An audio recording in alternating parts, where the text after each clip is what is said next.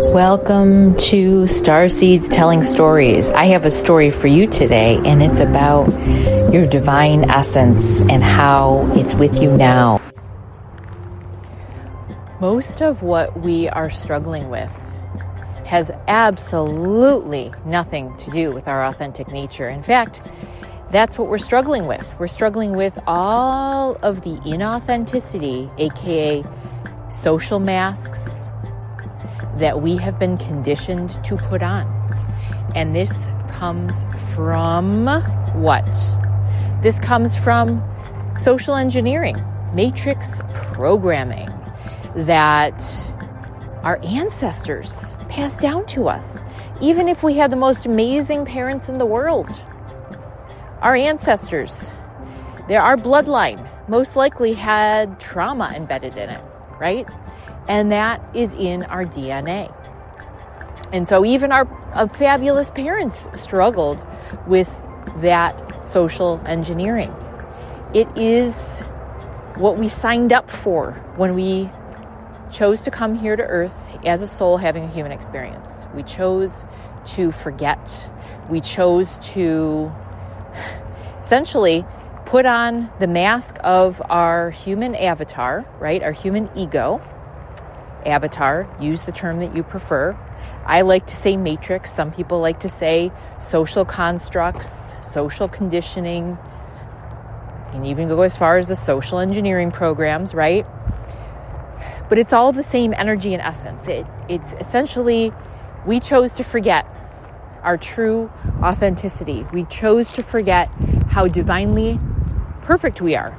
That we are a piece, a fragment of God or source experiencing life. Source, the creator, God, again, call it what you will, is experiencing itself through each of us. Is that not the coolest thing ever? I don't know about you, but at 46 years old, I'm like, what? I'm remembering every day. Remember. I lived in the Ram Dass community called Lama Foundation in my 20s after I completed a yoga certification. And we used to screen print these flags that said, simply remember, okay? Bestsellers, our bestsellers, tingles as I say this.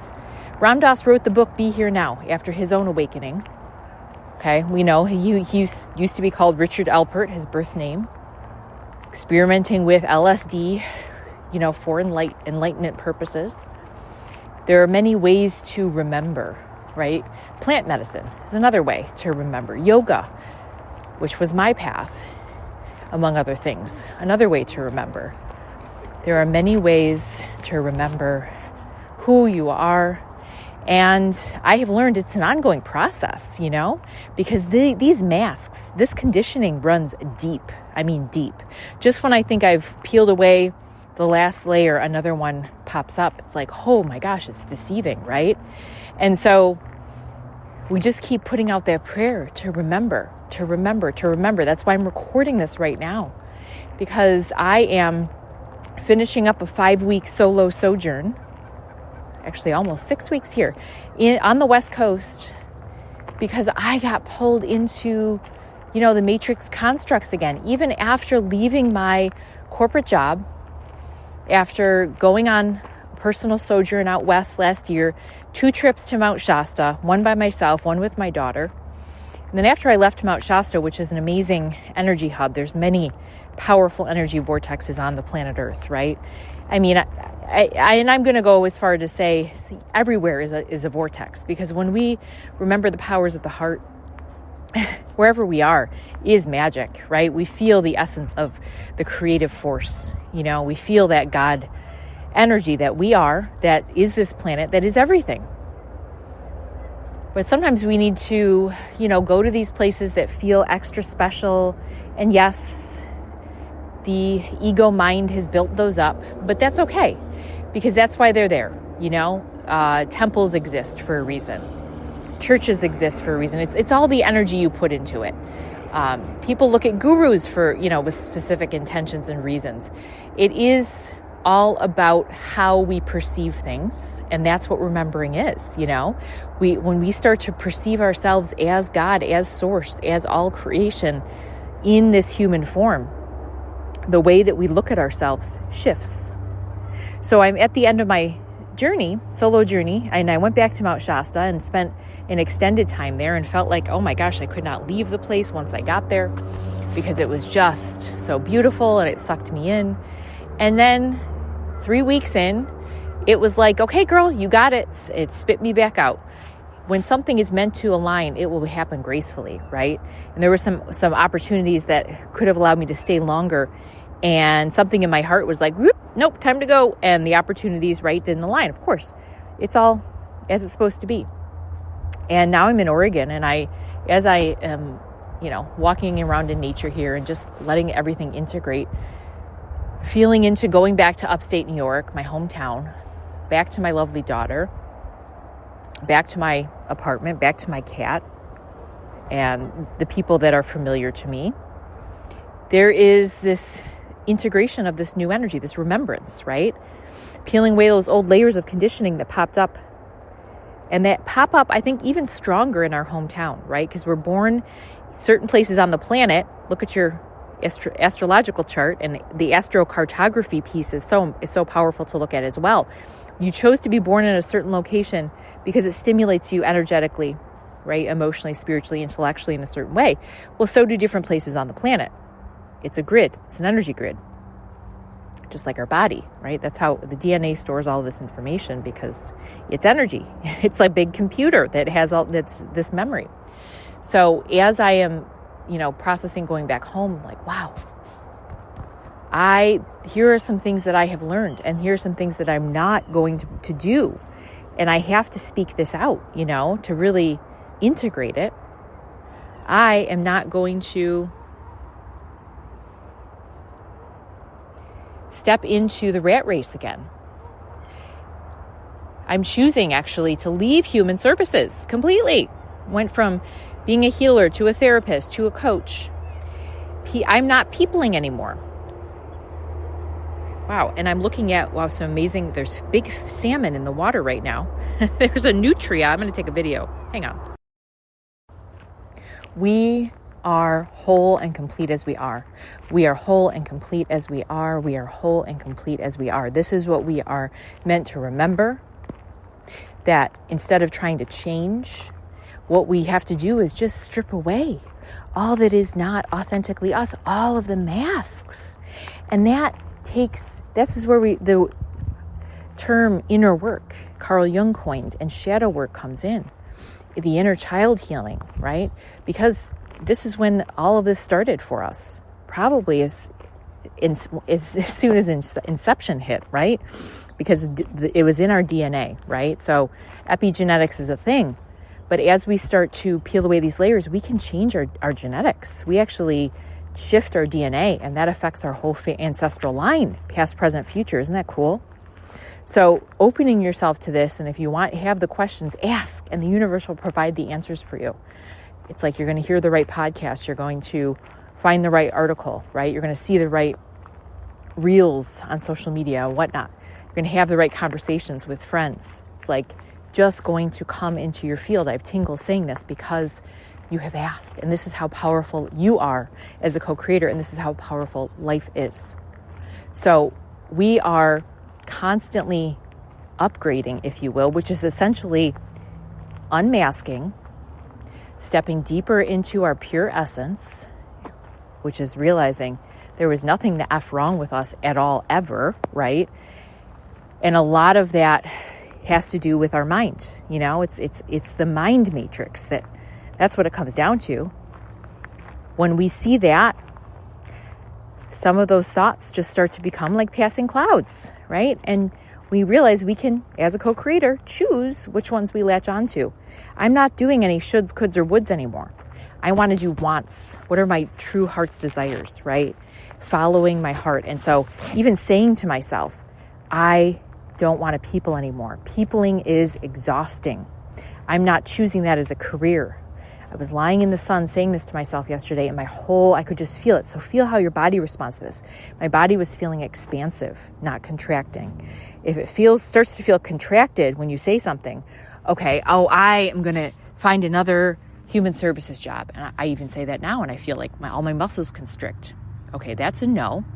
It's like if we're using our body as a pendulum barometer or muscle testing.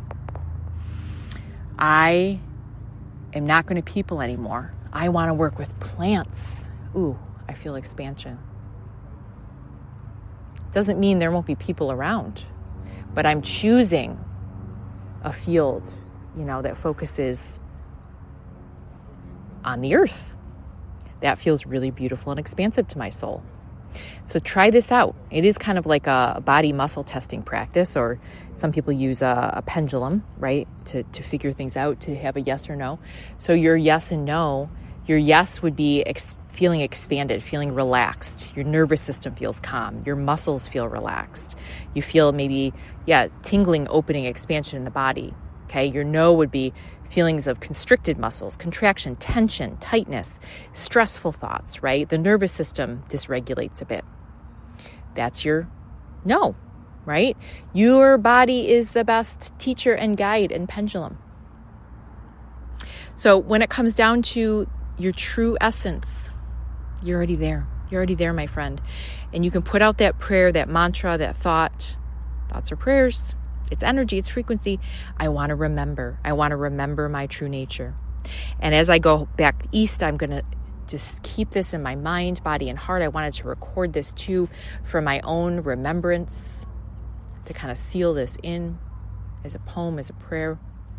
I want to continue to remember, to listen, because I know it's important to give myself more alone time. I need more alone time than most people. And I used to compare myself, and I used to try to please others because I was called weird. My family would call me selfish. There's all kinds of programs that we're embedded with. When it comes down to it, some of those people that were calling me selfish were resentful because they needed just as much alone time, to be honest.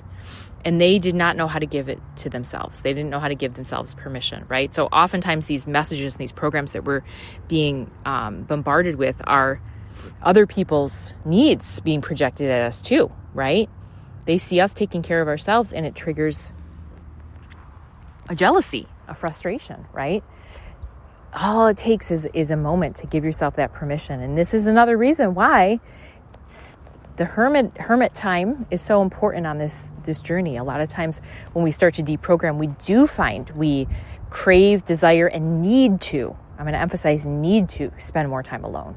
And trust, if you need it, life is going to bless you with it, okay? I'm going to say that 2 more times. I'm sweating as I say this, so this is strong heart confirmation. If you need something, life is going to bless you with it.